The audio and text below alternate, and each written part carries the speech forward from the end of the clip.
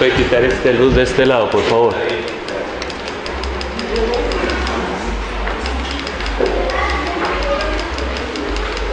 Hemos estudiado bastante.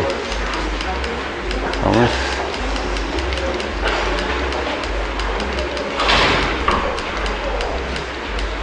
Aquí estamos.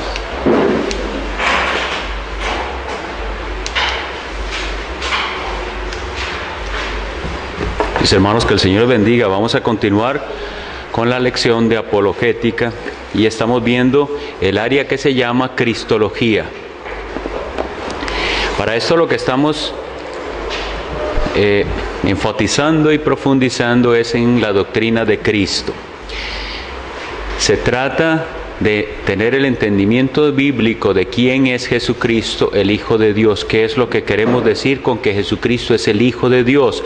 Enfatizamos la deidad de Jesucristo contra la doctrina del que llamamos arrianismo, que es lo que hoy en día proclaman los testigos de Jehová, que no da a Jesucristo la calidad de Dios, sino de un ser creado. Vamos a tener unas lecturas en Isaías 42:11. Estábamos por terminar unas cuantas lecturas, entonces no quiero pasarlas por alto.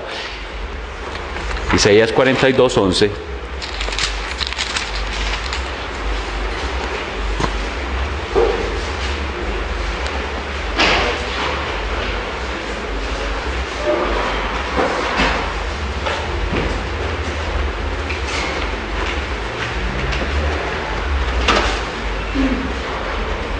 Esta cita no creo que es la... Vamos a leer Tito 2:11 al 13. Esa cita creo que está errónea, la de Isaías. Si alguien encuentra en el mismo capítulo cuál es el versículo asociado a Tito 2:11 y 13 me podría ayudar, pero parece que está mal escrita. Y en Tito capítulo 2, en los versículos 11 al 13, dice así: porque la gracia de Dios se ha manifestado para salvación a todos los hombres, enseñándoos que, renunciando a la impiedad y a los deseos mundanos, vivamos en este siglo sobria, justa y piadosamente. Y el versículo 13 nos dice esto: aguardando la esperanza bienaventurada y la manifestación gloriosa de nuestro gran Dios y Salvador Jesucristo. Este tipo de versículos son claros en la deidad de Jesucristo. Jesucristo es nuestro gran Dios y Salvador. Entonces, hermanos, a pesar de que la traducción de las Escrituras que usan los testigos de Jehová, que se llama la del Nuevo Mundo, ellos en muchas partes procuraron darle un sentido diferente. Por la providencia de Dios, algunas se les fueron y este versículo lo tradujeron así como lo tenemos nosotros.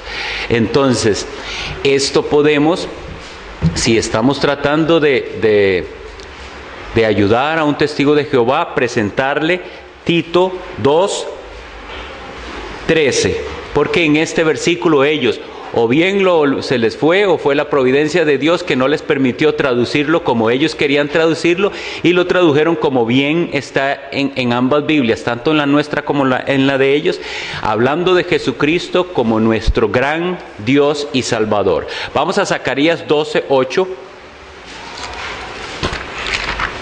Zacarías es el último profeta el último libro del Antiguo Testamento. Y leemos así en el versículo 2, en el capítulo 12, es el antes del último. 8 al 12 dice así: en aquel día Jehová defenderá al morador de Jerusalén, el que de entre ellos fuere débil, en aquel tiempo será como David, y la casa de David como Dios, como el ángel de Jehová delante de ellos.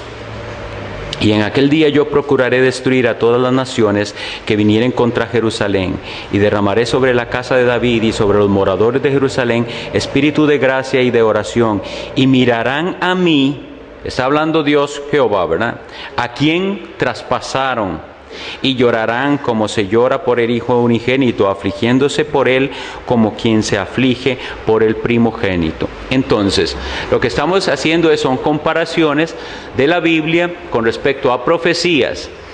Vemos que Jehová en el Antiguo Testamento, en Zacarías 12:8, habla: mirarán a mí a quien traspasaron. Pero en el Evangelio de Juan 19:27, el evangelista nos dice que le traspasan con una lanza para cumplir la Escritura. Y entonces dice esto el Evangelio de Juan 19:27. Después dijo al discípulo, 27, sí. O dice la 17, vamos a ver. Creo que aquí otra vez tengo un error, lo que necesitamos, perdón, 37, muchas gracias hermana Sandra. Leemos desde el 36. Porque estas cosas sucedieron para que se cumpliese la Escritura, no será quebrado hueso suyo. Y también otra Escritura dice, mirarán al que traspasaron. Entonces, ¿cuál es el argumento?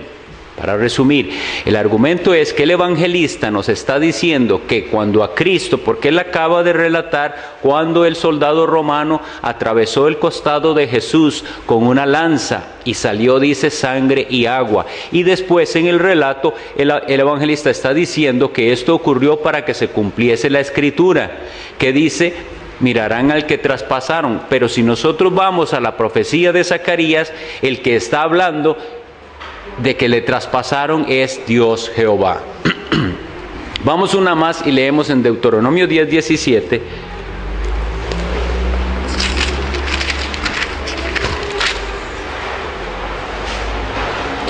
Porque Jehová vuestro Dios es Dios de dioses y Señor de señores. Vean la expresión, Dios de dioses y Señor de señores. Dios grande, poderoso y temible, que no hace excepción de personas ni toma cohecho. Y leemos en el Apocalipsis 17:14 a Jesucristo, la descripción de su venida. Pelearán contra el Cordero y el Cordero los vencerá, porque Él es Señor de señores y Rey de reyes. Entonces, de lo que estamos hablando, perdón, mis hermanos, es de la comparación de los atributos que en el Antiguo Testamento se refieren a Jehová, y viendo que en el Nuevo Testamento los mismos atributos se refieren a Jesucristo, el Hijo de Dios. Ahora vamos a tener una lección bastante interesante sobre el ángel de Jehová. Es muy importante que estemos bien nutridos de esta lección porque nos aclara muchísimo al respecto de la deidad de Cristo. Vamos a leer Jueces en el capítulo 13.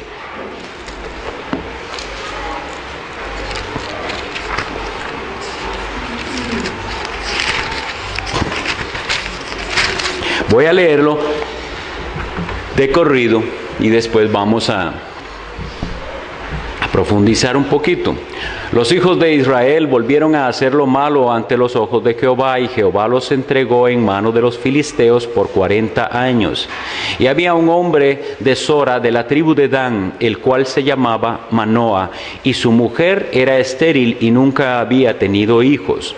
A esta mujer apareció el ángel de Jehová y le dijo: he aquí que tú eres estéril y nunca has tenido hijos, pero concebirás y darás a luz un hijo. Mas ahora pues no bebas vino ni sidra ni comas cosa inmunda, pues he aquí que concebirás y darás a luz un hijo, y navaja no pasará sobre su cabeza, porque el niño será nazareo a Dios desde su nacimiento, y él comenzará a salvar a Israel de mano de los filisteos. Y la mujer vino y se lo contó a su marido diciendo: un varón de Dios vino a mí, cuyo aspecto era como el aspecto de un ángel de Dios, temible en gran manera, y no le pregunté de dónde ni quién era, ni tampoco él me dio su nombre.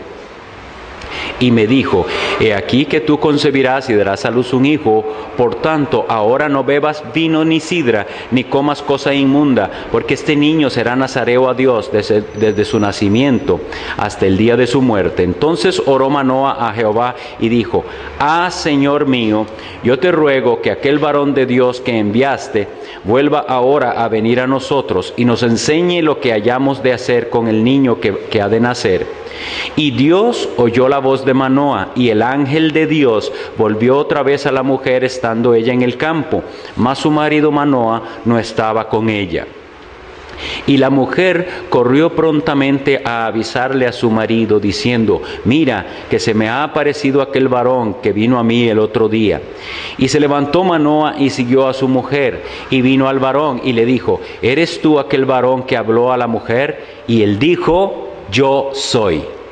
Es importante que veamos esas expresiones. Entonces Manoa dijo: cuando tus palabras se cumplan, ¿cómo debe ser la manera de vivir el niño y qué debemos hacer con él? Y el ángel de Jehová respondió a Manoa: la mujer se guardará de todas las cosas que yo le dije, no tomará nada que proceda de la vid, no beberá vino ni sidra, ni comerá cosa inmunda, guardará todo lo que le mandé. Entonces Manoa dijo al ángel de Jehová: te ruego nos permitas detenerte y te prepararemos un cabrito. Y el ángel de Jehová respondió a Manoa: aunque me detengas, no comeré de tu pan, mas si quieres hacer holocausto, ofrécelo a Jehová. Y no sabía Manoa que aquel fuese ángel de Jehová. Entonces dijo Manoa al ángel de Jehová: ¿cuál es tu nombre, para que cuando se cumpla tu palabra te honremos? Y el ángel de Jehová respondió: ¿por qué me preguntas por mi nombre, que es admirable? Y Manoa tomó un cabrito y una ofrenda y los ofreció sobre una peña a Jehová. Y el ángel hizo milagro ante los ojos de Manoa y de su mujer, porque aconteció que cuando la llama subía del altar hacia el cielo, el ángel de Jehová subió en la llama del altar ante los ojos de Manoa y de su mujer, los cuales se postraron en tierra. Y el ángel de Jehová no volvió a aparecer a Manoa ni a su mujer. Entonces conoció Manoa que era el ángel de Jehová. Y dijo Manoa a su mujer: ciertamente moriremos, porque a Dios hemos visto. Y su mujer le respondió: si Jehová nos quisiera matar, no aceptaría de nuestras manos el holocausto y la ofrenda, ni nos hubiera mostrado todas estas cosas, ni ahora nos habría anunciado esto. Y la mujer dio a luz un hijo y le puso por nombre Sansón. Y Jehová lo bendijo, y el espíritu de Jehová comenzó a manifestarse en él en los campamentos de Dan, entre Sora y Estaol.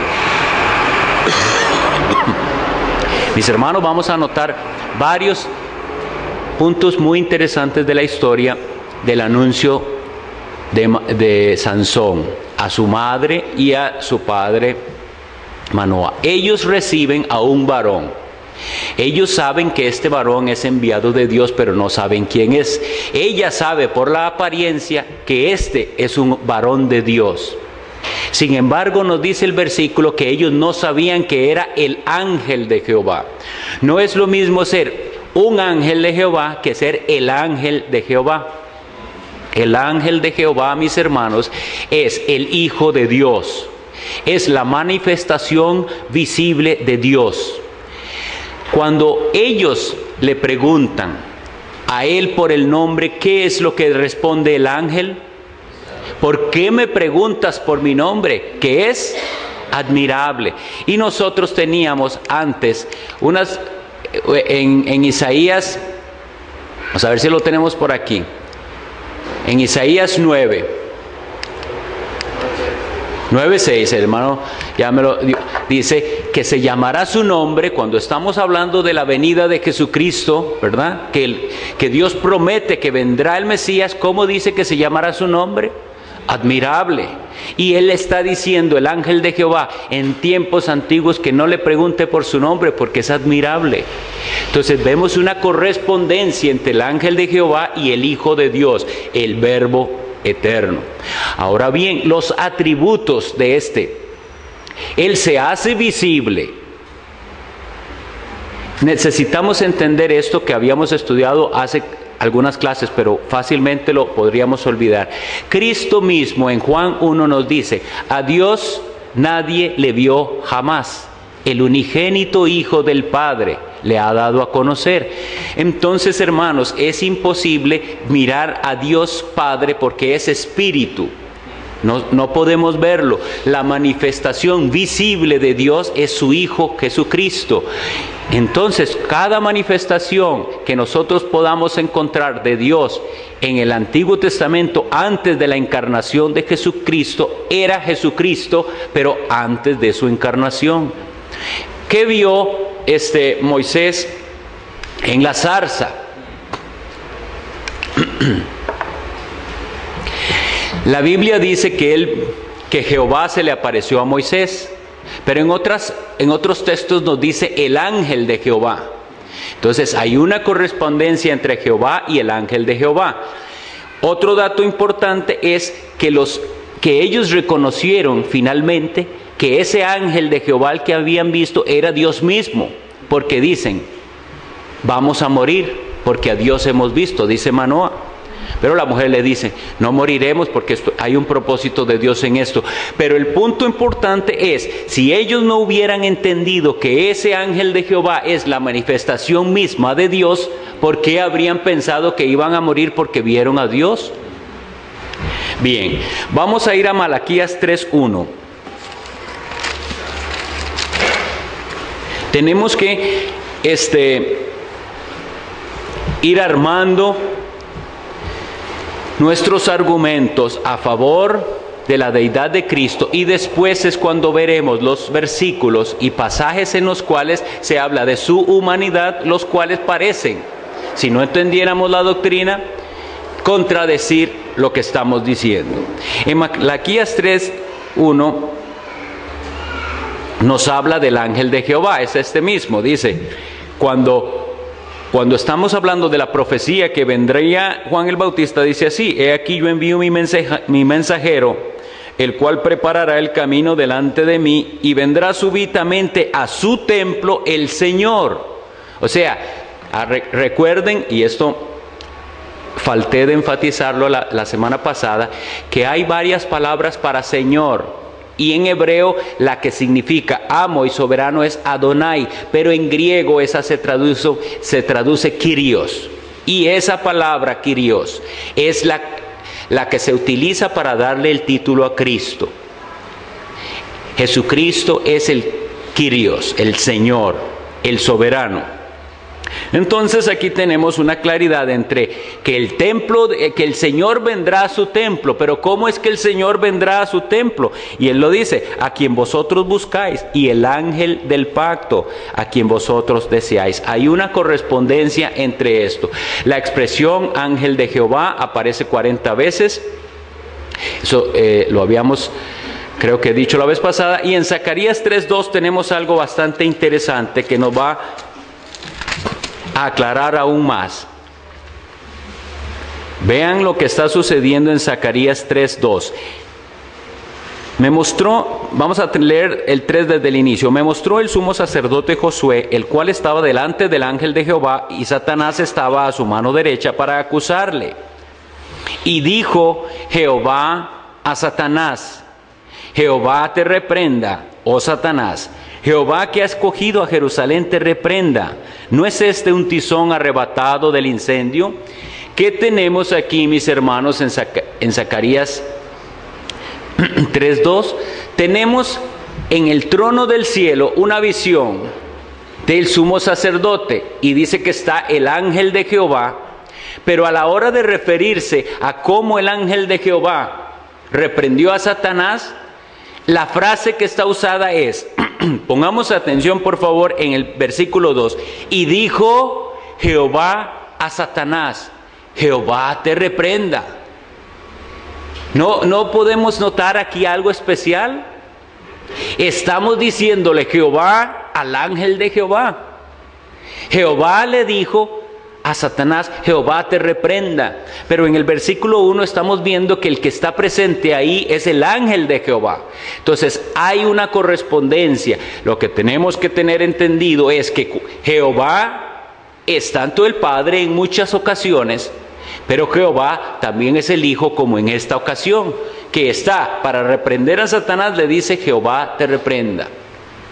Lo mismo podemos ver después en Judas, pero vamos a seguir adelante. ¿Quién se le apareció a Moisés?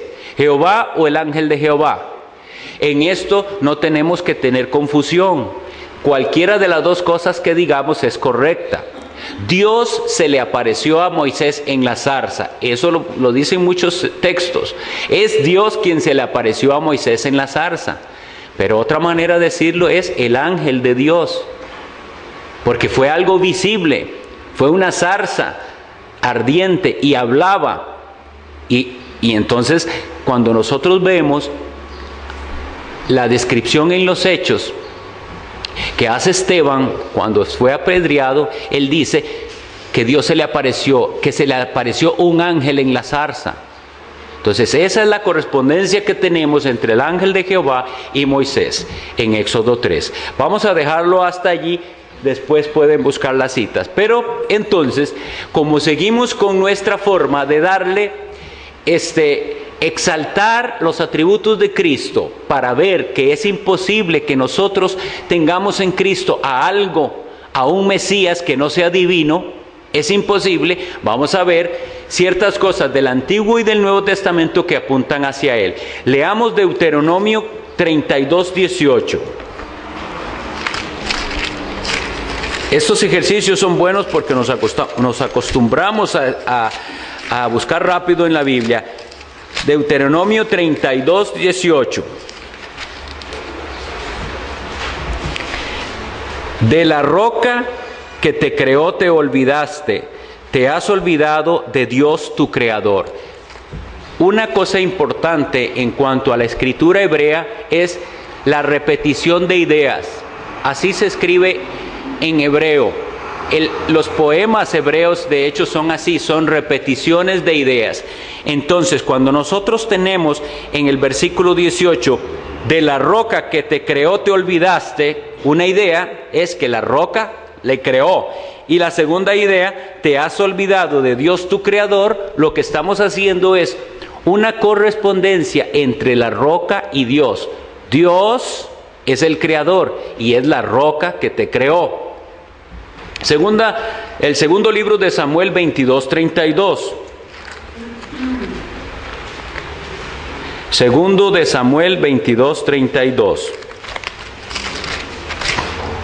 Dice esto, porque esto es precioso, hermanos, ojalá lo estén disfrutando como yo, porque lo que estamos es exaltando a Cristo para saber qué clase de Salvador nosotros tenemos. Segundo de Samuel 22:32 dice esto, porque ¿quién es Dios sino solo Jehová? ¿Y qué roca hay fuera de nuestro Dios?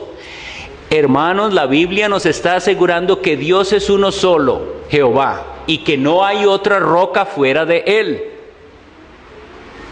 Salmo 62:6.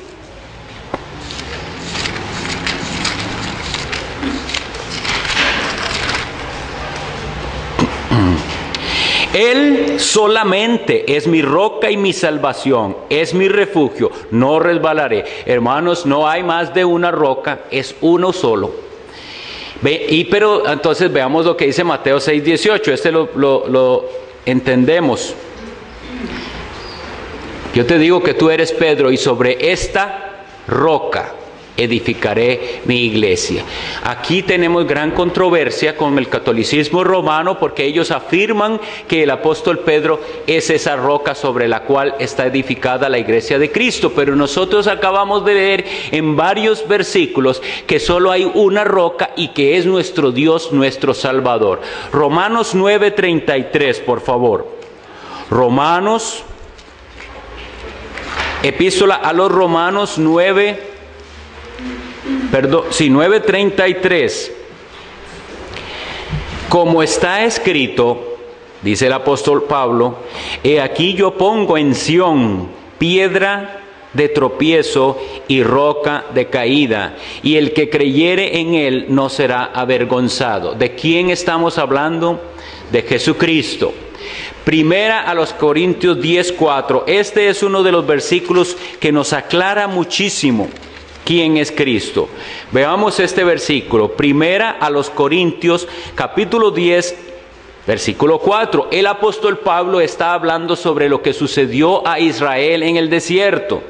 Y dice así: y todos bebieron la misma bebida espiritual, porque todos, dice, porque bebían de la roca espiritual que los seguía, y la roca era Cristo.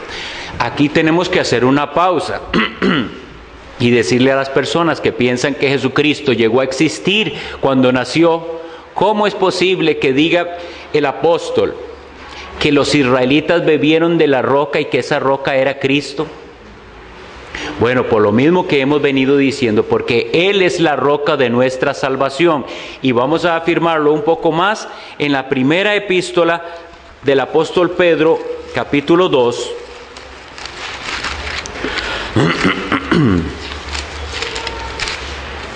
Y en el versículo 8 nos dice esto. 7 y 8, para que veamos la seriedad de lo que estamos estudiando. Para vosotros, pues, los que creéis, Él es precioso. Estamos hablando de Jesucristo. Él es precioso para nosotros. Pero para los que no creen, ¿qué es? La piedra que los edificadores desecharon ha venido a ser cabeza del ángulo, y piedra de tropiezo y roca que hace caer, porque tropiezan en la palabra, siendo desobedientes, a lo cual fueron también destinados. Y por todas partes encontramos la doctrina de la predestinación tan detestada por muchos, pero ese no es nuestro tema hoy. Nosotros estamos enfatizando en quién es Jesucristo por sus atributos. Y como les había dicho, hay una forma en que tenemos que estudiar la Biblia utilizando la lógica. Muchas personas hoy creen que la Biblia no tiene nada que ver con lógica. Nosotros no tenemos otra manera de argumentar que no sea un argumento lógico. Fue el Señor el que nos dio la lógica y el sentido común. De manera que no entender algo no significa que no tengo que pensar con lógica. Hay áreas en las Escrituras que no son muy claras, sí es cierto, pero las que son claras necesitamos creerlas como están, porque acabamos de leer lo importante de esto. Tenemos que creer en Él, en Jesucristo, como la roca de nuestra salvación, o bien seríamos de los otros, los que en Jesucristo no encontraron salvación, sino que Jesucristo les sirvió para tropiezo y para caer. Jesucristo es la roca de nuestra salvación, pero vimos en muchos versículos del Antiguo Testamento que solo hay una roca, que es Dios, que es el Salvador, que no tenemos a quién acudir. ¿Cómo pues los apóstoles se atreverían a hablar sobre Jesucristo como una roca de salvación, conociendo las Escrituras del Antiguo Testamento que solo Dios, que solo Jehová es la roca de nuestra salvación? Pues solo de esta manera, entendiendo que hay una correspondencia exacta entre el Padre y el Hijo. Lo que se dice del Padre se puede decir del Hijo igualmente.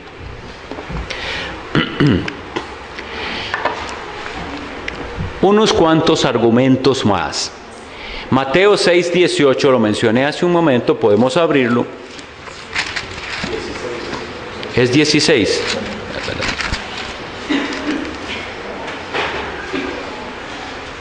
Gracias, hermano.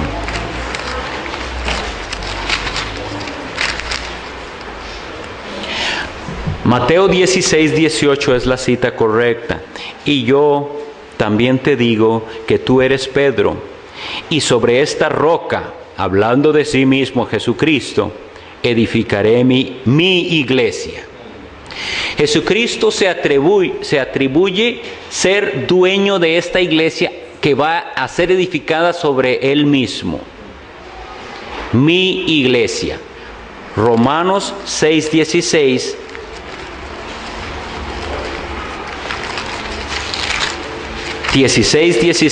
Hoy estoy dando todos los versículos mal, discúlpenme. Vamos a desacelerar el ritmo a ver si me equivoco menos.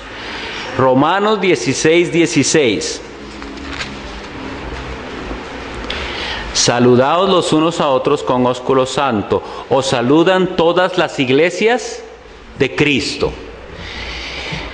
El entendimiento apostólico es de que las iglesias, hablando de iglesias locales, así como la iglesia, hablando de la iglesia universal, ¿es de quién? De Cristo. Eso tenemos por un lado.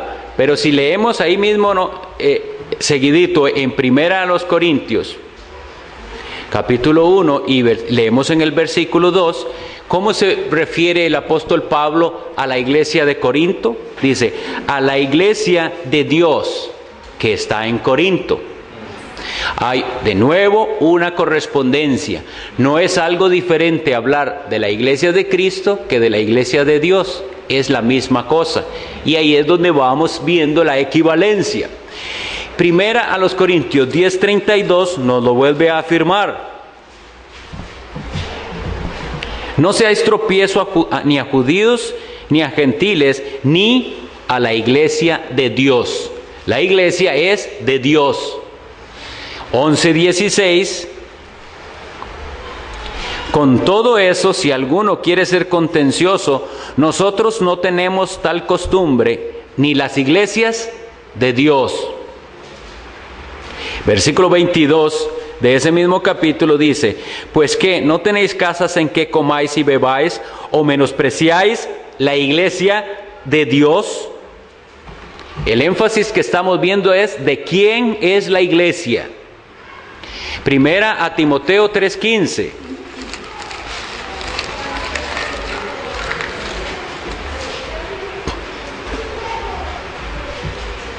Para que si tardo sepas cómo debes conducirte en la casa de Dios, que es la iglesia del Dios viviente. La casa de Dios es la iglesia del Dios viviente. La iglesia que Cristo dijo que era de Él y que era edificada sobre Él mismo. Primera a los Tesalonicenses 2:14.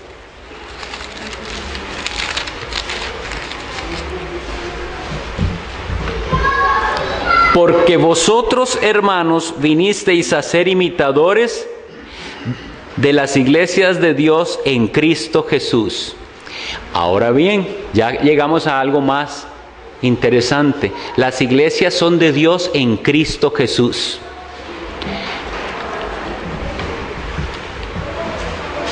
Recordemos algo que hemos leído en Juan 17. De hecho, vamos a ir para allá. Las iglesias de Dios en Cristo Jesús. Juan 17, que lo estuvimos leyendo el domingo pasado, hace unos pocos domingos creo. Cristo hablando dice así, y todo lo mío es tuyo y lo tuyo mío, y he sido glorificado en ellos. Por eso es, hermanos, que podemos hablar de las iglesias de Dios como iglesias de Cristo, porque todo lo que es del Padre es del Hijo, igualmente. Y también tenemos claro mandamiento en la Biblia, dice, para que todos glorifiquen al Hijo, honren al Hijo como honran al Padre. De eso se trata nosotros, entender la equivalencia entre el Padre y el Hijo. Hasta este momento, vuelvo a repetir, estamos en los argumentos que nos dan la equivalencia entre el Padre y el Hijo. Pero eventualmente vamos a tener que estudiar los otros pasajes en los cuales hay una sumisión del Hijo al Padre.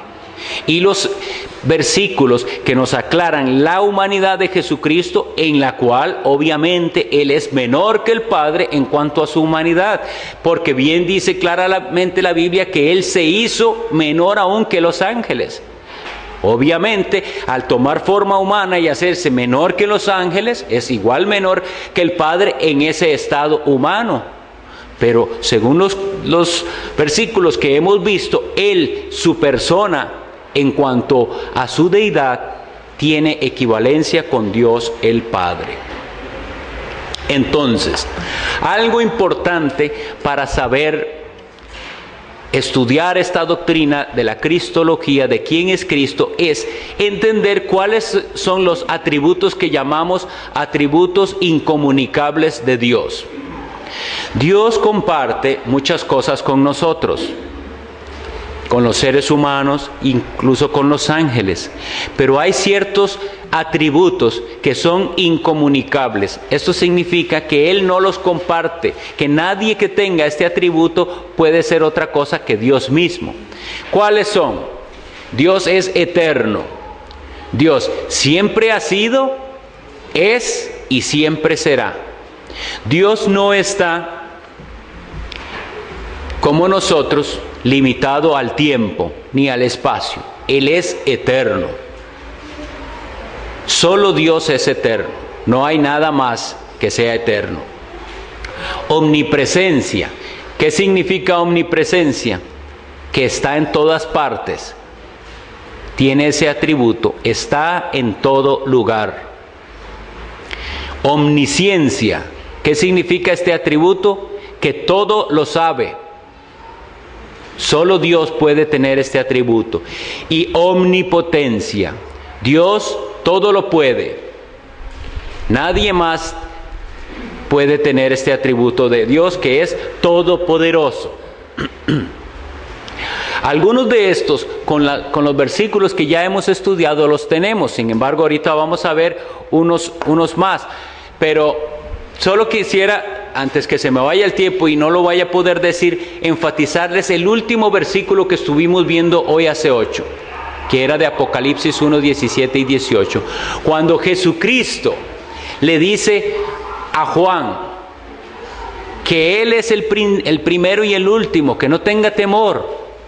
Yo soy el primero y el último. Y le dice, el Todopoderoso. Y luego le dice, y vivo. Dice, y estuve muerto, pero he aquí que vivo por los siglos de los siglos. ¿Cuál atributo está Jesucristo diciendo que Él tiene en ese momento? La omnipotencia. Jesucristo en el 17 y 18 del capítulo 1 de Apocalipsis, por ahí quisiera empezar, dice, cuando le vi, dice Juan, caí como muerto a sus pies, y Él puso su diestra sobre mí diciendo, no temas, yo soy el primero y el último, y el que vivo y estuve muerto. No hay duda que es Jesucristo el que está hablando, mas he aquí que vivo por los siglos de los siglos. Pero esa misma frase la dice Jesucristo antes y nos dice en el versículo 8, Cristo también hablando dice, yo soy el alfa y la omega, principio y fin, dice el Señor, el que es y el que era y el que ha de venir. ¿Quién es? El Todopoderoso. De manera que tenemos ya un versículo que nos dice que Jesucristo posee uno de las características que solo Dios puede tener, que es la omnipotencia. Entonces vemos, ya que empezamos por ahí, vamos a ir a Filipenses 3:21.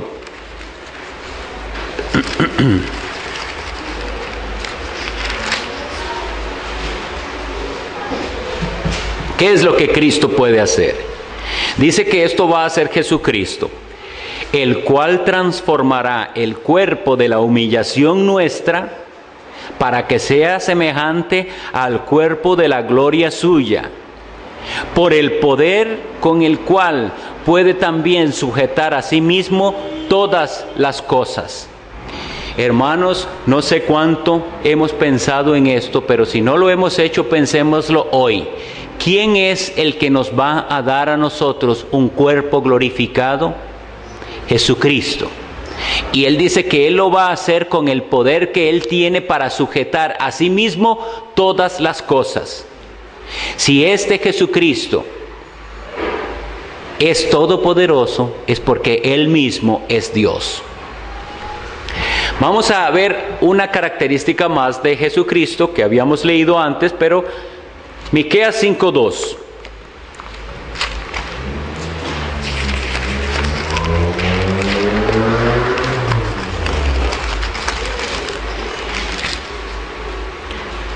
Pero tú, Belén Efrata, pequeña para estar entre las familias de Judá, de ti me saldrá el que será Señor en Israel.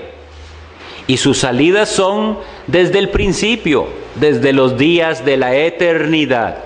Desde el Antiguo Testamento, aunque los judíos no quisieron reconocerlo, no lo reconocieron por la dureza de sus corazones, pero desde el Antiguo Testamento estaba profetizado que este Mesías es un Mesías divino. Él es Señor, Él es amo de Israel, pero dice que sus salidas son desde la eternidad. Este es el atributo de eternidad, omnipresencia. Mateo 18:20.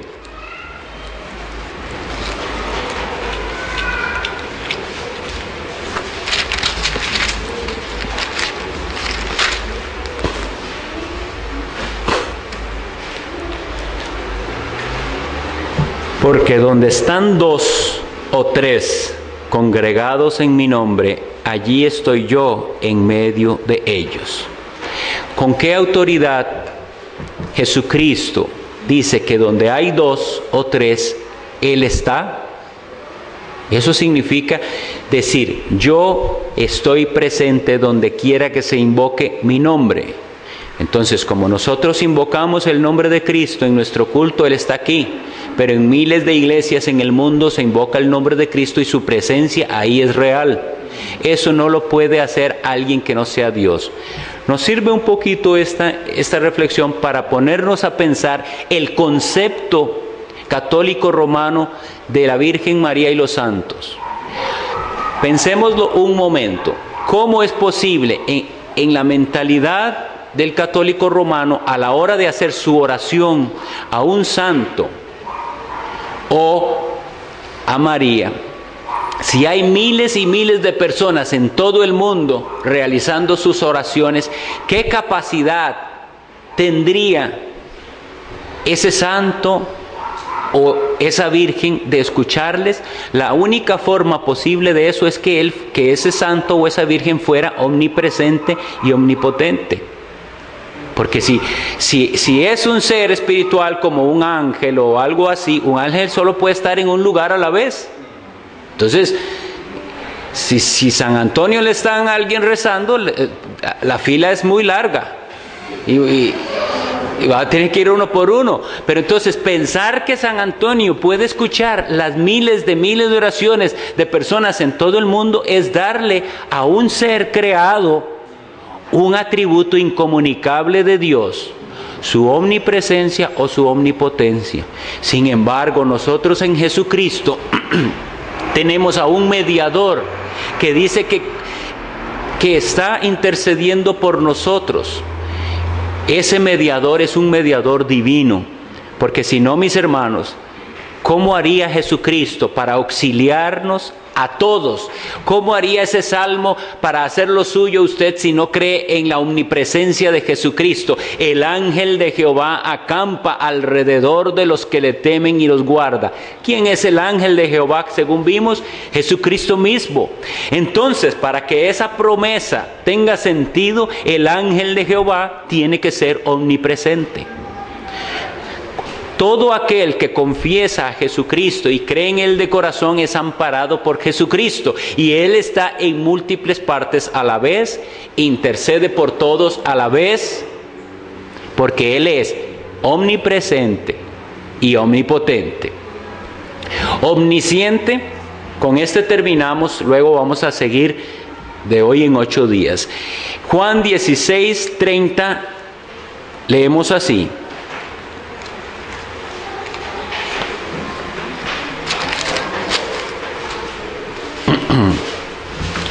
Los apóstoles, los discípulos, llegaron el momento en que tuvieron que enfrentarse a quién era su maestro, Ahora entendemos que sabes todas las cosas y no necesitas que nadie te pregunte.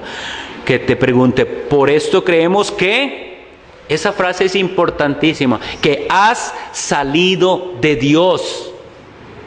Esa es la frase importante. Dios es uno, el Hijo es Dios y el Padre es Dios, porque salió de Dios y vino a nosotros. Por eso tiene los atributos incomunicables de Dios. Uno más, 21:17.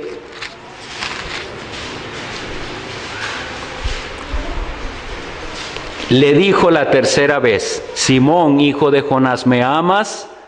Pedro se entristeció de que le dijese la tercera vez: ¿me amas? Y le respondió: Señor, tú lo sabes todo. Tú sabes que te amo. Después de Cristo haber resucitado y se aparece a sus discípulos, ellos finalmente con Él comparten varias veces y vemos registrando al apóstol Juan algo tan importante, cómo necesitaron ellos reconocer quién era Él. Él lo sabe todo. Vamos a leer Apocalipsis 2:23 y terminamos aquí, mis hermanos, para tener el espacio de descanso antes del servicio de adoración. Apocalipsis 2:23.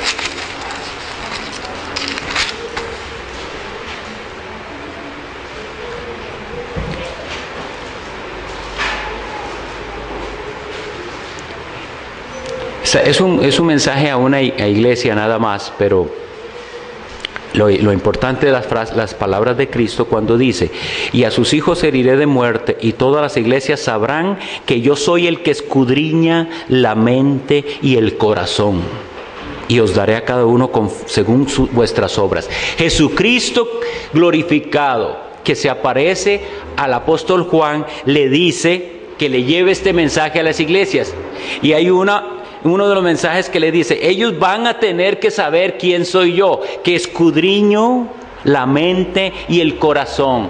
¿Quién puede hacer semejante cosa, mis hermanos, si no es Dios mismo? Jesucristo sabe lo que usted tiene en la mente, lo que yo tengo en la mente, lo que hay en mi corazón. Eso no puede hacerlo alguien que no sea Dios. Entonces, mis hermanos, vamos a parar aquí, y el énfasis de nuestras clases siempre sea la defensa de la verdad, pero en un tema como este, exaltar al Salvador que tenemos.